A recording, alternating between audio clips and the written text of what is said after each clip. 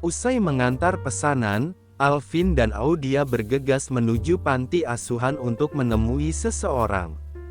Alvin tidak lagi deg-degan seperti yang lalu, hatinya sudah jauh lebih tenang. Begitu juga Audia lebih bisa menahan diri untuk tidak mudah cemburu ataupun salah paham. Mereka akan menemani seseorang untuk kontrol.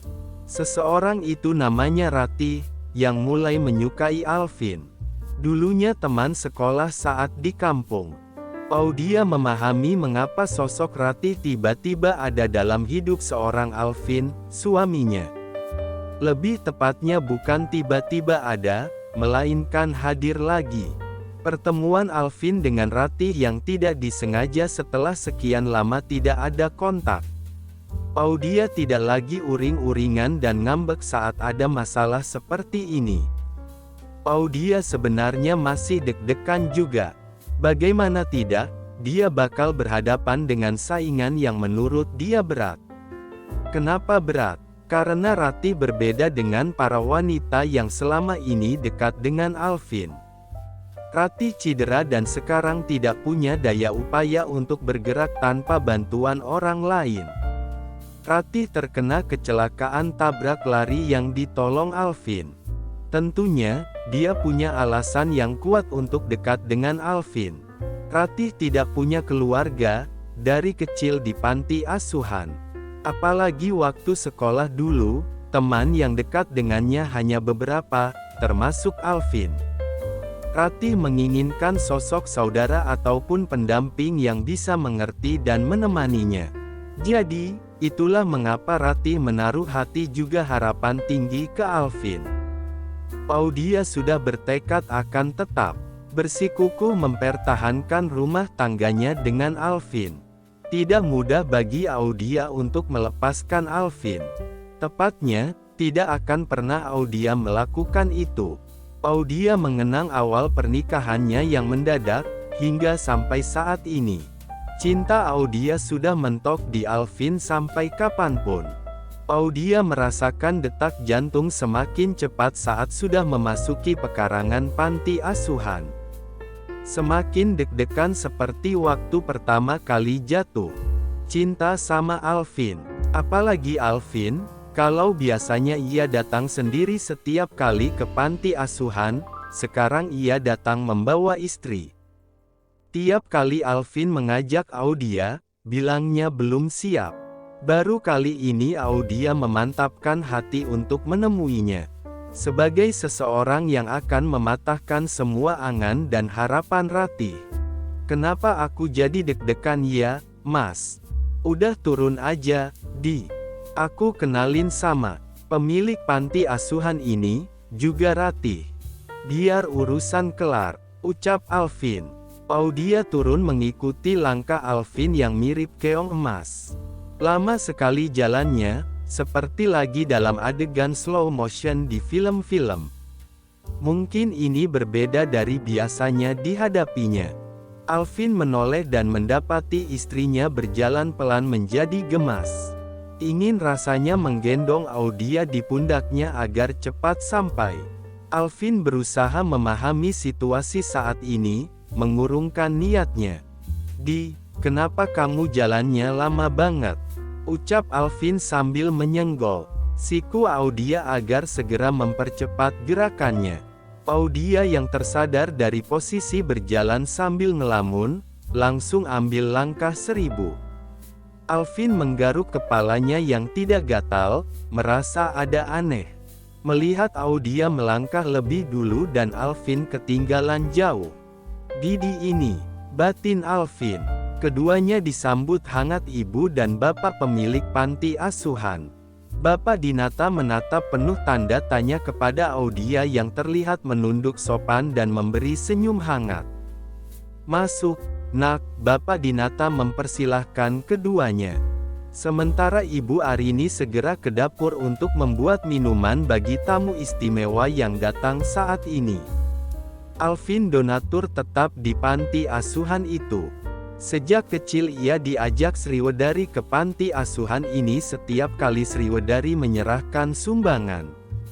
Melihat anak seusianya yang tidak seberuntung dia, Alvin ingin sekali memberikan sesuatu untuk membantu suatu saat nanti. Alvin baru teringat kembali panti asuhan ini sejak pulang kampung, di mana saat ibunya Sriwedari memintanya mengantar ke panti. Seketika itu, Alvin teringat akan keinginan masa kecilnya untuk membantu. Alvin mulai menjadi donatur di panti asuhan ini. Alvin meminta pemilik panti untuk merahasiakan identitas, baik orang luar, anak panti, bahkan para pengasuh panti. "Wah, nak Alvin, jarang-jarang bawa perempuan ke sini," goda ibu sambil tersenyum menatap Audia. "Lia bu, kebetulan lewat, jadi mampir," ucap Alvin. Audia mengeritkan dahi, melihat Alvin dan Ibu Arini yang terlihat akrab. "Mas Alvin," panggil Audia pelan sambil menarik lengan Alvin. "Siapa namanya Cah Ayu?" tanya Ibu Arini ramah. Audia yang tadinya canggung, sekarang menjadi lebih tenang. "Audia, Bu," jawab Audia, sambil tersenyum. "Audia ini siapanya nak Alvin ya?" tanya Bapak Dinata ramah. "Maaf ya, selama ini aku gak pernah ngomong, Pak Dinata, Ibu juga Rati. Cerita panjang, aku sudah menikah, dan Audia adalah istriku," jawab Alvin, sebelum terdiam beberapa saat. Sesaat kedua orang tua itu saling pandang lalu tersenyum. "Nak Alvin, sudah ada istri malah kesini sendiri terus.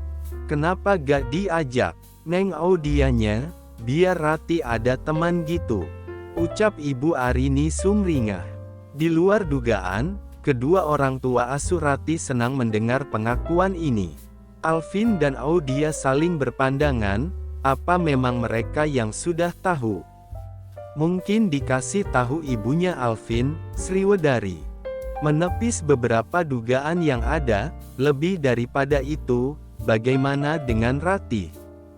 Apa gadis itu bisa menerima kenyataan ini, kalau memang ia menyimpan perasaan kepada Alvin? "Iya, maaf Bu, baru sempat ajak Audia ke sini. Selama ini sibuk menyiapkan kue pesanan dan menemani anak-anak. Tapi lain kali, aku pasti sering ajak istriku ke sini juga. Selama nikah, Audia di rumah aja. Temannya adonan kue dan anak-anaknya. Sesekali saya harus bawa dia keluar biar bisa main sama yang satu jenis," jawab Alvin panjang lebar. "Ish, Mas Alvin," ucap Audia pelan sambil tersenyum. Jawaban Alvin itu sontak membuat Pak Dinata dan istrinya jadi tertawa terbahak-bahak. Sedangkan Audia sendiri mencubit-cubit pinggang Alvin karena saking malunya. Saat mereka sedang larut dalam suasana gembira itu, Alvin teringat belum melihat satu sosok yang paling ingin Alvin dan Audia menemuinya sore ini. "Rati, di mana ya?" tanya Alvin di sela tawa mereka. "Tadi sama anak-anak di taman belakang. Sebentar ibu panggilkan ya, Rati pasti senang kamu datang bawa istri ke sini," ucap Ibu Arini. Ibu Arini segera mencari Rati yang sudah dianggap sebagai anak sendiri itu, keluar rumah menuju sebuah bangunan sebelah di mana anak-anak tinggal. Dicari-cari tidak ada, Ibu Arini balik lagi. "Rati gak ada, kemana ya anak itu?" Ibu kembali lagi tanpa Rati. "Sudah, nanti Rati ke sini. Tunggu sebentar lagi ya. Biasanya kalau sore begini dia sering didorong sama anak panti buat keluar.